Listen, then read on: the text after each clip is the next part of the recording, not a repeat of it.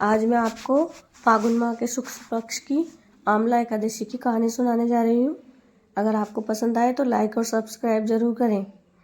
एक वैदिक नामक नगर में ब्राह्मण, वैश्य, क्षत्रिय, शूद्र चारों वर्ण के लोग आनंद पूर्वक रहते थे। उस नगर में चैत्र रथ नामक चंद्रवंशी राजा राज्य करता था।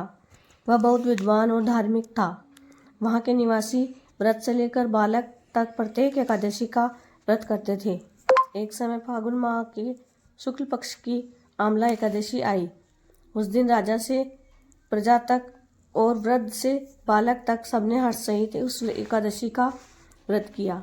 राजा अपनी प्रजा के साथ मंदिर में जाकर पूर्ण कुंभ स्थापित करके तथा धूप, दीप, नैवेद्य, पंचरत्न, छत्र आदि से धात्री आंवले का पूजन करने लगे। वे सब धात्री की इस प्रकार स्तुति करने लगे, हे धात्री, तुम ब्रह्म स्वरूप हो, तुम ब्रह्मा जी द्वारा उत्पन्न हो और सारे पापों को नष्ट करने वाली हो। तुमको नमस्कार है। अब तुम अर्घ्य स्वीकार करो। तुम श्री रामचंद्र जी द्वारा सम्मानित हो। मैं आपकी प्रार्थना करता हूँ, मेरे समस्त पापों का हरण करो। उस देवालय में रात्रि ने सबने जागरण किया। रात्रि के समय उस जगह एक बहेलिया आया। वह महापापी और दुराचारी था। वह भूखा प्यासा था। वह उस जगह विष्णु भगवान की कथा एकादशी महात्म्य को सुनने लगा। बहेलिया ने उस रात्रि को अन्य लोगों के साथ जागकर व्यतीत की। प्रातःकाल होते ही सभी लोग अपने अपने घर चले गए। कुछ समय बीतने पर उस बहेलिया की मृत्यु हो गई। उस आमला एकादशी के व्रत और जागरण के प्रभाव से उसने राजा विदुरथ के घर जन्म लिया। उसका नाम वसुरथ रखा गया। बड़े होने पर वह चतुरंगिणी सेना के सहित तथा धन धान्य से युक्त होकर 10 सहस्त्र ग्रामों का पालन करने लगा।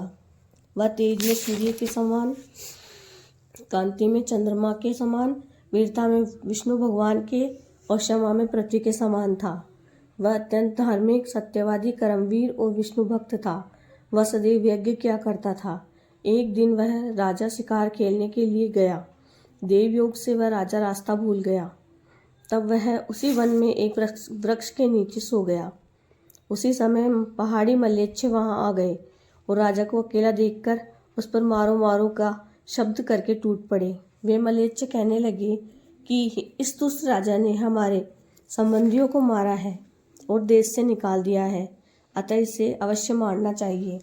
ऐसा कहकर वे मल्लेच्छ राजा पर अस्त्र शस्त्र का प्रहार करने लगे।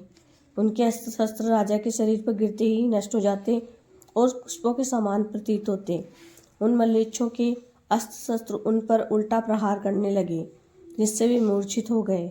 उस समय राजा के शरीर से एक दिव्य स्त्री प्रकट हुई, जो अत्यंत सुंदर वस्त्रों और आभूषणों से अलंकृत थी। उसकी भ्रुकुटी टेढ़ी थी। आंखों से लाल लाल अग्नि निकल रही थी। वह मल्लेच्छों को मारने को दौड़ी तथा समस्त मल्लेच्छों को काल के गाल में पहुंचा दिया। अब राजा जब जगा तब इन मल्लेच्छों को मरा देखकर सोचने लगा कि इन शत्रुओं को किसने मारा।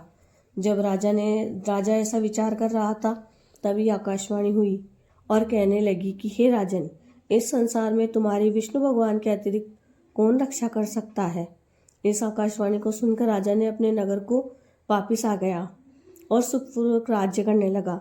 महर्षि वशिष्ठ जी बोले, हे राजन, यह सब आमल की एकादशी के व्रत का प्रभाव था।